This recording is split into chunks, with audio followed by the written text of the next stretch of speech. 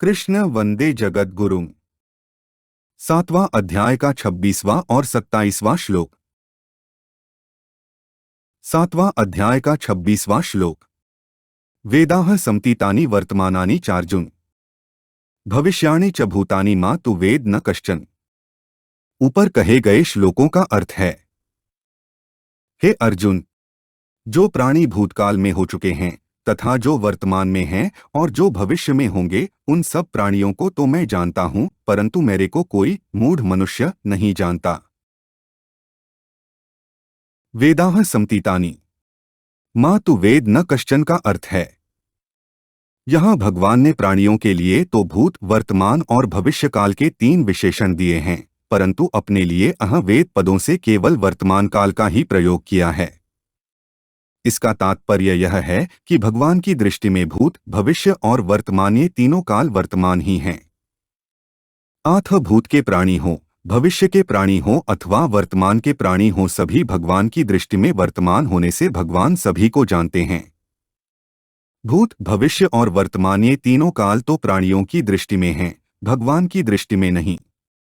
जैसे सिनेमा देखने वालों के लिए भूत, वर्तमान और भविष्य काल का भेद रहता है, पर सिनेमा की फिल्म में सब कुछ वर्तमान है, ऐसे ही प्राणियों की दृष्टि में भूत, वर्तमान और भविष्य काल का भेद रहता है, पर भगवान की दृष्टि में सब कुछ वर्तमान ही रहता है। कारण कि संपूर्ण प्राणी काल के अंतर्गत हैं और भगवान काल से अतीत हैं। देश, काल, वस्तु, व्यक्ति, घटना, परिस्थिति आदि बदलते रहते हैं और भगवान हरदम वैसे के वैसे ही रहते हैं। काल के अंतर्गत आए हुए प्राणियों का ज्ञान सीमित होता है और भगवान का ज्ञान असीम है। उन प्राणियों में भी कोई योग का अभ्यास करके ज्ञान बढ़ा लेंगे तो वे युंजान योगी होंगे और जिस समय जिस वस्तु को जानना चाहेंगे उस समय उसी वस्तु को वे जानेंगे। परंतु भगवान तो युक्त योगी हैं, अर्थात बिना योग का अभ्यास किए ही वे मात्र जीवों को और मात्र संसार को सब समय स्वतः जानते हैं। भूत, भविष्य और वर्तमान के सभी जीव नित्य निरंतर भगवान में ही रहते हैं, भगवान से कभी अलग हो ही नहीं सकते।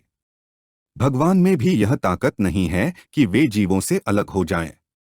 आठ प्राणी कहीं भी रहें, वे कभी भी भगवान की दृष्टि से ओझल नहीं हो सकते। मा तु वेद न कश्चन का तात्पर्य है कि पूर्व श्लोक में कहे हुए मूढ़ समुदाय में से मेरे को कोई नहीं जानता, अर्थात जो मेरे को अज और अविनाशी नहीं मानते, प्रत्युत मेरे को साधारण मनुष्य जैसा जन्मने मरने वाला मानते हैं, उन मूढ़ों में से मेरे को कोई भी नहीं जानता, पर मैं सबको जानता हूँ। जैसे बांस की चिक दरवाजे पर लटका देने से भीतर वाले तो बाहर वालों को पूर्णतया देखते हैं, पर बाहर वाले केवल दरवाजे पर टंगी हुई चिक को ही देखते हैं, भीतर वालों को नहीं। ऐसे ही योग मायारूपी चिक से अच्छी तरह से आवृत होने के कारण भगवान को मूढ़ लोग नहीं देख पाते, पर भगवान सबको देखते हैं। 7वां अध्याय का 27वां श्लोक। इच्छाद्वेष समुत्थेन द्वंद्वमोहेन भारत, सर्वभूतानि सम्मोह सर्गे यान्ति परंतप। ऊपर कहे गए श्लोकों का अर्थ है, हे भरतवंश में उत्पन्न परंतप, इच्छा, राग और द्वेष से उत्पन्न होने वाले द्वंद्व मोह से मोहित संपूर्ण प्राणी संसार में मूढ़ता को अर्थात जन्म मरण को प्राप्त हो रहे हैं।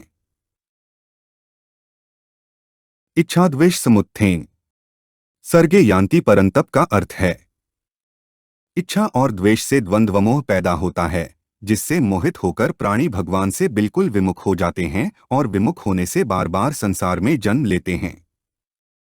मनुष्य को संसार से विमुख होकर केवल भगवान में लगने की आवश्यकता है। भगवान में न लगने में बड़ी बाधा क्या है? यह मनुष्य शरीर विवेक प्रधान है, आत्म मनुष्य की प्रवृत्ति और निवृत्ति पशु पक्षियों की तरह न होकर अपने विवेक के अनुसार होनी चाहिए। परंतु मनुष्य अपने विवेक को महत्व न देकर राग और द्वेष को लेकर ही प्रवृत्ति और निवृत्ति करता है, जिससे उसका पतन होता है। मनुष्य की 2 मनोवृत्तियां हैं, एक तरफ लगाना और एक तरफ से हटाना। मनुष्य को परमात्मा में तो अपनी वृत्ति लगानी है और संसार से अपनी वृत्ति हटानी है, अर्थात परमात्मा से तो प्रेम करना है और संसार से वैराग्य करना है। परंतु इन दोनों वृत्तियों को जब मनुष्य केवल संसार में ही लगा देता है, तब वही प्रेम और वैराग्य क्रमशः राग और द्वेष का रूप धारण कर लेते हैं, जिससे मनुष्य संसार में उलझ जाता है और भगवान से सर्वथा विमुख हो जाता है। फिर भगवान की तरफ चलने का अवसर ही नहीं मिलता। कभी कभी वह सत्संग की बातें भी सुनता है, शास्त्र भी पढ़ता है, अच्छी बातों पर विचार भी करता है, मन में अच्छी बातें पैदा हो जाती हैं तो उनको ठीक भी समझता है। फिर भी उसके मन में राग के कारण यह बात गहरी बैठी रहती है कि मुझे तो सांसारिक अनुकूलता को प्राप्त करना है और प्रतिकूलता को हटाना है। यह मेरा खास काम है, क्योंकि इसके बिना मेरा जीवन निर्वाह नहीं होगा। इस प्रकार वह हृदय में दृढ़ता से रागद्वेष को पकड़े रखता है, जिससे सुनने, पढ़ने और विचार करने पर भी उसकी वृत्ति रागद्वेष रूप द्वंद्व को नहीं छोड़ती। इसी से वह परमात्मा की तरफ चल नहीं सकता। द्वंद्वों में भी अगर उसका राग मुख्य रूप से एक ही विषय में हो जाए तो भी ठीक है। जैसे भक्त बिल्वमंगल की वृत्ति चिंतामणि नामक वेश्या में लग गई तो उनकी वृत्ति संसार से तो हट ही गई।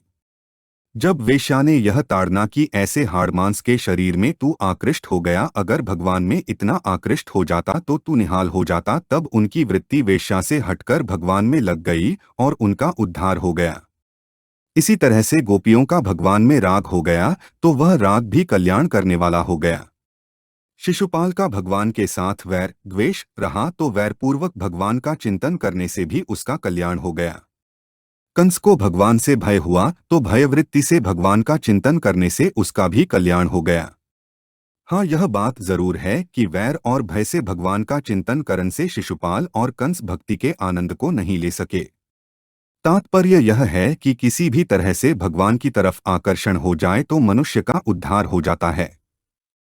परंतु संसार में रागद्वेष, कामक्रोध, ठीक बेठीक, अनुकूल प्रतिकूल आदि द्वंद्व रहने से मूढ़ता दृढ़ होती है और मनुष्य का पतन हो जाता है।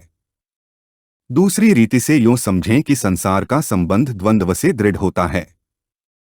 जब कामना को लेकर मनोवृत्ति का प्रवाह संसार की तरफ हो जाता है, तब सांसारिक अनुकूलता और प्रतिकूलता को लेकर रागद्वेष हो जाते हैं, अर्थात एक ही पदार्थ कभी ठीक लगता है, कभी बेठीक लगता है, कभी उसमें राग होता है, कभी द्वेष होता है, जिनसे संसार का संबंध दृढ़ हो जाता है। हमारे चैनल को सब्सक्राइब करें। अगर यह वीडियो आपको अच्छी लगी तो वीडियो को लाइक करें, वीडियो को अपने दोस्तों के साथ शेयर करें, अपने सुझाव हमें कमेंट करके बताएं। जय श्री कृष्णा।